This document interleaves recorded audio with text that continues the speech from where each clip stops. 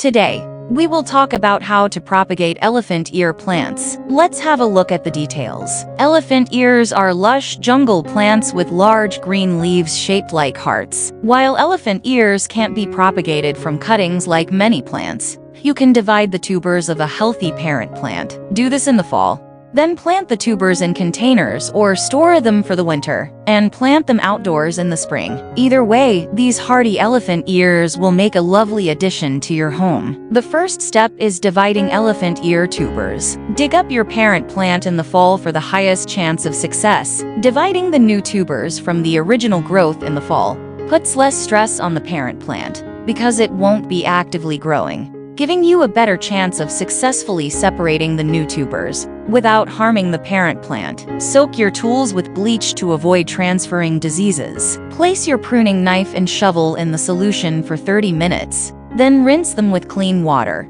before using them to dig up and cut new growth tubers from your parent plant. Remove the parent plant from its pot or in ground location. Select healthy tubers with roots to divide from the parent plant. Examine the new growth tubers to see which ones are sprouting roots. As long as the tubers have at least one new root bud or sprout, they'll likely be able to survive away from the parent plant. Separate the new tubers from the parent plant. Use a sharp knife to cut the new tubers away from the parent plant tuber wherever they intersect. And the second step is replanting the tubers. Plant the tubers indoors if you want to grow them immediately. You can replant the tubers immediately if you want to put them in a container. Select a large pot with drainage holes and fill it with well-draining potting soil. Make a well in the soil a little larger than the tuber, and place the tuber in the well with the pointy side facing up. Lightly pack soil around the tuber and water it gently. A mixture of peat, moss, and sand makes good soil for elephant ears. Keep the tubers in a cool,